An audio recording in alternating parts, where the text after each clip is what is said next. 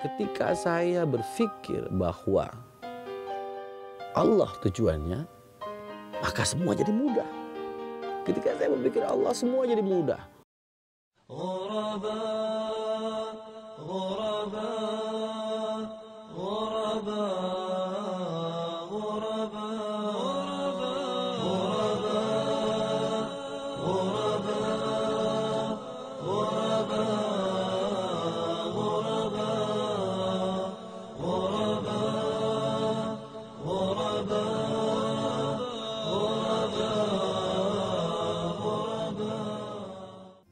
A'udzubillahi minasyaitonirrajim. Bismillahirrahmanirrahim. Assalamualaikum warahmatullahi taala wabarakatuh. Salam sejahtera, selamat menonton rancangan Hijrah Munawarah bersama dengan saya Samsul Ghawghaw dan juga pengacara bersama kita di hujung sana Tuan Haji Hazmi Ali, dan juga beliau adalah pengarah kreatif Munawarah Design Seram Berhad, dan juga seterusnya pengacara bersama untuk rancangan ini iaitu Puan Hajah Haslina Muhammad Ali, pengarah pemasaran Munawarah Design Seram Berhad. Assalamualaikum. Waalaikumsalam. Apa khabar Kak Ina? Baik, alhamdulillah. Rasanya terbang jauh berjalan. Itulah banyak ceritanya kan, all over the world kata kita pergi. Terima kasih banyaklah orang kata bawa kami berjalan sama-sama ya. Dalam anda semua dalam fikiranku. Ya Allah. Okey, hari ni kita nak cerita episod apa ni? Cerita terbang juga ni. Cerita terbang. Kita telah berbesar hati sungguh kerana telah dijemput khas oleh seorang dari negara seberang. Dia telah menjemput tim Hijrah Munawarah untuk ke Jakarta. Diterbangkan khas oleh Al Balad Travel. Oh, ini memang rezeki, memang rezeki bagi tim Hijrah Munawarah. Betul. Tahu tak siapa? Orang ni nak tanyalah orang sana. Oh, sana pula. Siapa tu kan? Alhamdulillah, kita bersyukur kita dapat menyelami kisah hidup seorang lagi artis, iaitu yang dikenali ramai di Malaysia dan juga di negara seberang Indonesia, yang namanya Opik. Nama yang dikenali sebagai Opik. Nama sebenarnya... Nama sebenar nak kasi saya kena pakai teropong dulu.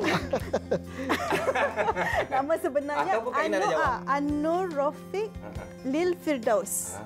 Dan kita nak cuba sebenarnya nak mendedahkan dan juga berkongsi seperti mana yang cuba dikongsikan oleh Opik dalam perkisahan untuk episod kali ini. Dan sememangnya apa yang kami kongsi bersama hari ini ataupun malam ini, sama-sama kita dapat manfaat bersama. InsyaAllah. Sebab apa feedback yang kita terima dari Facebook, dari fanpage Hijrah Munawarah, kami mendapat banyak feedback yang baik-baik belaka. Alhamdulillah. Tapi kalau ada yang tak baik pun kita nak kongsi bersama. Betul. Kan? Sebab kadang-kadang hidayah dari Allah itu bukan untuk orang yang baik saja, orang jahat pun ada juga. Ada. Macam Opik ni. Kak Ina nak tahu macam mana susu salur galur Opik ni sebelum dia menjadi pendakwah. Cik Azmi nak tahu. Ya, semestinya. Dia ni adalah seorang rockers tegar. Wow. Dan beliau adalah yang orang kata mengenengahkan, meluahkan rasa hatinya melalui lagu-lagu yang dinamakan lagu-lagu protes. Wow. Tapi sekarang dia lebih dikenali dengan lagu-lagu berunsur religi kalau di Indonesia. Religi. Ya. Jadi religious. Iyalah. Kalau di Malaysia ni dalam konsep lagu-lagu dakwah lah. Atau penyanyi-penyanyi nasyid lah. Jadi kalau anda ingin mengenali dan mengetahui siapa itu Opik, kita kenal dulu boleh? Boleh. Cik Azmi, kita Boleh. kenal dulu. Boleh. Silakan. Silakan.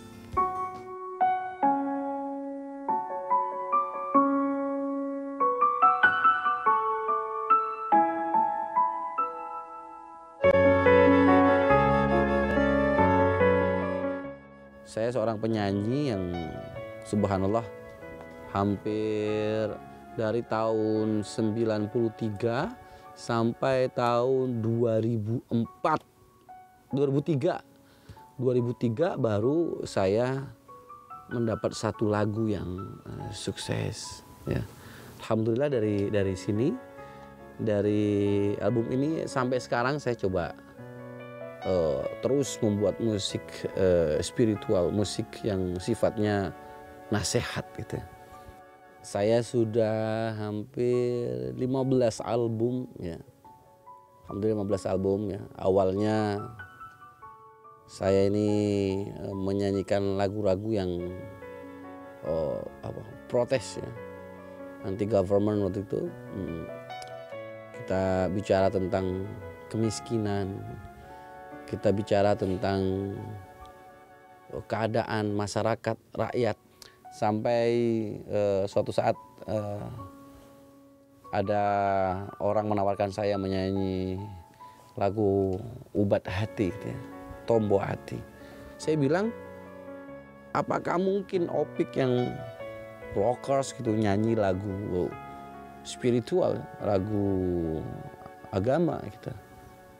Kayaknya sulit ya. Saya minta nasihat sama beberapa ustadz. Ya. Ustadz, mungkin nggak saya menyanyi lagu spiritual gitu, lagu agama, lagu religius? Dia bilang, nyanyi saja, coba saja. Mudah-mudahan nanti apa yang kamu nyanyikan menjadi nasihat untuk kamu, menjadi nasihat buat saya, untuk saya berubah menjadi lebih baik setiap hari.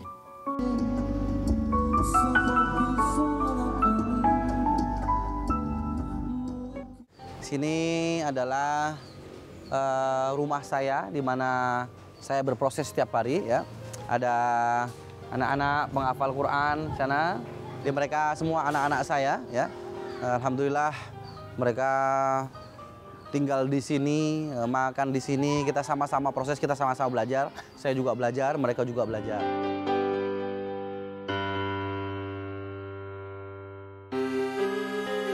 Sambil saya ragu gitu ya, saya doa sama Allah, ya Allah, mudah-mudahan nih menjadi jalan saya gitu.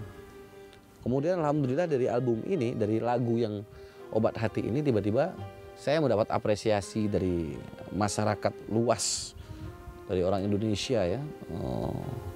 Mereka suka sama lagu itu. Nah kemudian dari situ saya membuat album Istighfar. Nah di sini alhamdulillah dapat 7 platinum. Satu platinum itu 150.000 kopi. Alhamdulillah ini sudah masuk hampir album yang ke-10. Satu hikmah yang besar gitu ya. Ketika saya berpikir bahwa Allah tujuannya, maka semua jadi mudah. Ketika saya berpikir Allah, semua jadi mudah. Komposisi mudah, membuat lagunya mudah, rezekinya mudah, uangnya mudah, promosinya mudah, orang yang menerima mudah. Ternyata bersama Allah semua jadi mudah. Alhamdulillah saya dimudahkan oleh Allah untuk mendapat hidayah. Kemudian dari situ saya mencoba istiqomah. Dari apa yang saya dapat, dari apa yang saya tulis, mudah-mudahan menjadikan saya memperbaiki diri saya sendiri setiap hari, waktu demi waktunya.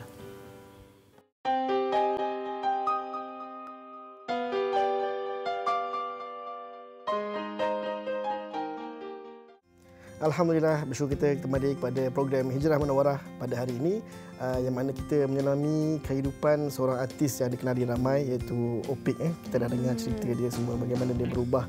Dan alhamdulillah kita bersyukur, ya Allah Subhanahu Wa Taala sangatlah kasih hamba-Nya, dia berinya peluang dan dia berinya ruang untuk seorang itu berubah kepadanya. Yang nampak yang paling seronok sekali tu, dia mengaut keuntungan daripada kelebihan-kelebihan yang Allah beri kepada dia, peluang-peluang yang Allah beri kepada dia, tapi dia berkongsi kelebihan yang didapat tu dengan fakir miskin dan orang yang susah. Tapi kalau tak salah saya Kak Ina, sebulan sekali beliau akan mengadakan majlis kenduri ataupun menjemput pengamen-pengamen yang datang untuk diberi makan.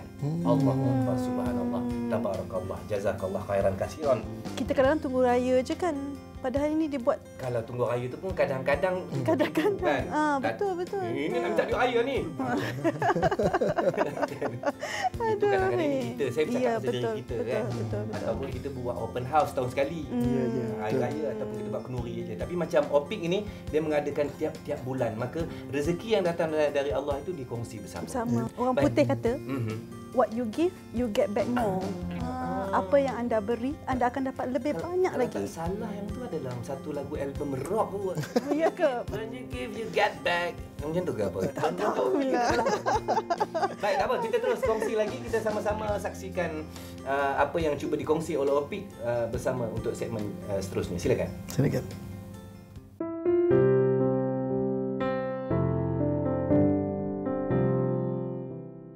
Ketika saya berdiri yang sepertinya sekarang ini, ya, banyak sekali teman-teman yang membantu gitu ya. Saya punya istri Dian, dia bantu saya banyak hal. Saya punya ibu Lili Soleha, dia yang support saya setiap hari. Ada teman-teman juga, teman-teman dekat gitu ya. Tapi ya sebenarnya yang paling membuat saya itu bahagia itu ternyata kemudahan bahwa ketika saya memilih Allah, tiba-tiba mudah semuanya. Mudah. Masya Allah. Setiap hari saya sholat di suatu ada musola kecil di terminal bus itu ya. Saya sholat di situ, Allahu Akbar. Betapa rindunya saya kepada Mekah.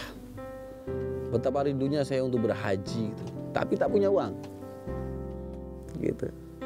Tak punya uang. Tapi subhanallah, Allah kirim saya ke sana. Kemudian saya doa di sana.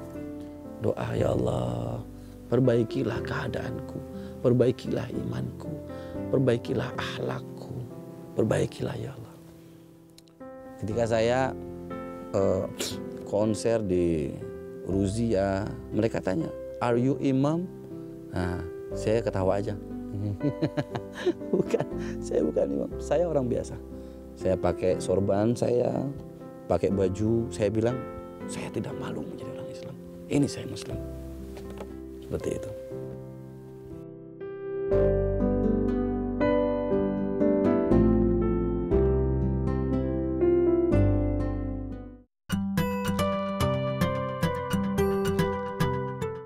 Saya punya anak 19 orang. 19. Saya pengennya punya 40 anak. 40 anak. Ini dari anak-anak yatim di sekitar sini. Yang 4 anak saya sendiri, perempuan semua. Yang sisanya laki-laki, anak saya. Saya bilang sama orang tuanya, anak-anak yatim, boleh nggak anakmu jadi anakku? Oh, nanti saya yang ngajarin dia. Saya punya uang buat membawa guru-guru ngajarin mereka jadi orang-orang pandai. Tuh, saya minta sama ibunya, sini tinggal di rumah saya, jadi anak saya. Jadi mereka sudah nggak yatim lagi karena punya ayah Opik. Mereka panggil saya ayah Opik. Saya motivasi anak-anak saya untuk mereka punya pilihan dalam hidup. Bagaimana memotivasi anak-anak saya untuk punya amalan-amalan seperti orang soleh. Gitu. Salah satunya mereka menjaga wudhu, menjaga sholat, menjaga tahajudnya, membaca Al-Quran, zikir setiap hari. Mereka mungkin dalam tanda kutip ya, mereka nggak sekolah di tempat umum gitu ya. Mereka sekolahnya di rumah, homeschooling. Ya, kita panggil guru ke sini, diajarin mereka.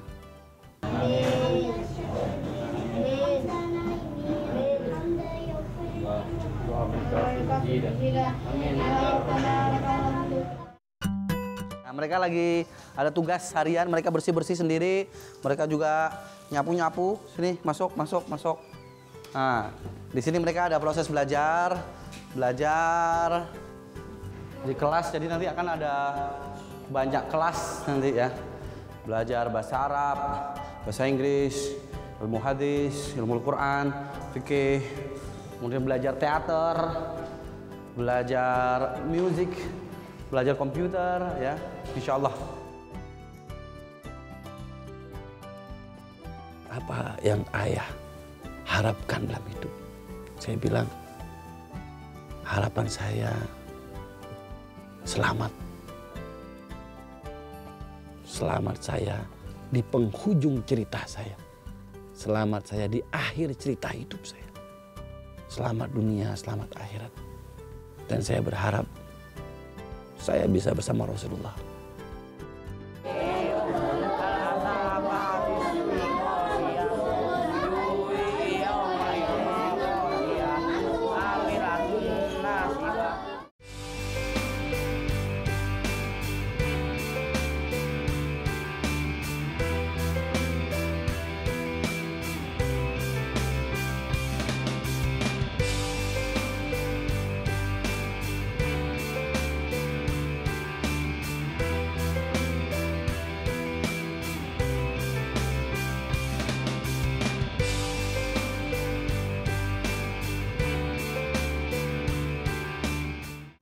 Bertemu kembali kita dalam rancangan Hijrah Munawarah. Ya. Jakarta ni dia famous untuk apa? Jakarta famous untuk shopping. Bukan, macet. Traffic jam. Jadi apa ceritanya kalau mendengar cerita kru kita yang bawa balik kan, yang kata bila pergi ke sana berjam-jam dalam kereta nak sampai daripada satu destinasi ke satu destinasi. Dan kemudian mereka diberi alamat seberang sana, jauh tempatnya, kerana rupa-rupanya tempat yang Opik tinggal tu adalah satu tempat yang mana dia boleh bersama dengan ramai orang. Dan bila sampai di sana, melihat dia ada 15 orang anak yatim tinggal bersama dengan dia. Itulah dia. Kita dengar sama dalam hadis ke dalam Al-Quran kata jika kamu menyenangkan urusan saudara kamu, nescaya Allah akan menyenangkan urusan kamu. Saya rasa dengan apa yang Opik dapat daripada perubahan daripada kehidupan yang susah dan sempit tu, dia dapat rasa perubahan itu bila dia buat kerja kerana lillahi ta'ala, maka dia mahu semua orang rasa juga dengan cara apa yang boleh dia buat kan. Tak semestinya kita jadi kaya raya, tapi apa yang mampu kita buat, kita uruskan. Gunakan rumah kita sebagai rumah terbuka, tempat ilmu. Gunakan apa benda yang kita ada untuk diberi pada orang yang memerlukan. Itu hadis kalau tak salah, memang ada kita kongsi hadis tentang bagaimana kita kalau kita mempermudahkan jalan, satu jalan kita memudahkan orang, dan Allah akan permudahkan 10 jalan kita untuk ke syurga. Baik, kita terus bersama dengan Opik lagi untuk kita berkongsi dengan beliau pengalaman-pengalaman yang lain pula. Teruskan lagi, silakan. Silakan. Alhamdulillah memang saya ketika perform atau membuat event atau menyanyi ya, saya pasti adakan satu charity. Kalau enggak buat Palestina, untuk anak-anak yatim. Kalau enggak anak yatim, untuk fakir miskin. Saya pasti kumpulkan uang dari penonton ya, dari audiens saya kumpulkan uang, kemudian uang itu biasanya saya serahkan kepada, bisa untuk Palestina, bisa juga untuk anak yatim di kota itu gitu. Jadi bagaimana setiap event itu menjadi satu hal yang dirindukan oleh para fakir miskin duafa, atau dirindukan oleh anak-anak yatim, atau dirindukan oleh saudara-saudara kita yang sedang mendapat musibah. Bisa di Palestina, sekarang ini kita konsen di Palestina, kemudian juga ada Syria, kemudian Mesir. Sempat juga kemarin mencari dana untuk saudara-saudara kita yang di Mesir, kemudian juga untuk Syria, ya. Kemudian untuk saudara-saudara kita di Rohingya, ataupun bencana-bencana yang ada dimanapun gitu ya. Jadi sekaligus membuat event berhibur, bernyanyi, bersenang-senang, sholawatan, tapi juga ada impact-nya bahwa kita kumpulkan uang untuk fakir miskin, untuk duafa, dan orang yang memerlukan, yang membutuhkan gitu. Jadi ada kebahagiaan tersendiri gitu. Alhamdulillah.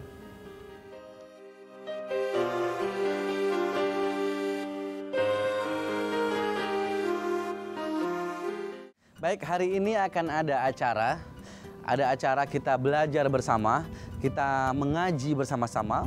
Ada sahabat saya, seorang ustadz juga yang nanti akan datang ya. Nanti mereka berkumpul di sini semua, kita makan, kita ada pembagian beras. Jadi siapa saja teman-teman yang ingin ikut berbagi dengan saya, silahkan kirim.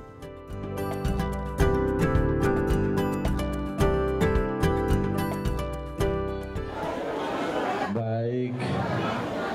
Assalamualaikum warahmatullahi wabarakatuh. Jadi ini saja untuk Palestina sudah ke 30 kota. Kemarin saya sendiri datang ke Gaza bersama KNRP. Kita membawa ambulans, kemudian kita membawa uang. Kita langsung serahkan kepada pengungsi. Kita langsung serahkan kepada mahasiswa yang mereka kekurangan. Kemudian juga untuk para penghafal Al-Quran. Kemudian juga untuk obat-obatan langsung masuk ke rumah sakit gitu. Alhamdulillah saya mengawal sendiri uang-uang itu sampai ke sana. Jadi saya bisa cerita kepada teman-teman orang yang berbagi bahwa uang kalian sampai kepada orangnya langsung. Gitu. Alhamdulillah insya Allah nanti ini kita bisa mendapat lebih baik lagi dan kita bisa bantu saudara-saudara kita di manapun mereka yang membutuhkan gitu. Ya ini salah satu jadi mimpi saya bahwa saya membuat konser, saya menyanyi, tapi dari nyanyi itu ada impact kepada masyarakat yang langsung gitu. Saya berharap suatu saat memang benar-benar bisa membuat jembatan dari konser, membuat rumah sakit ya, klinik-klinik untuk itu, atau buat jadi beras atau jadi apa saja gitu. Insya Allah.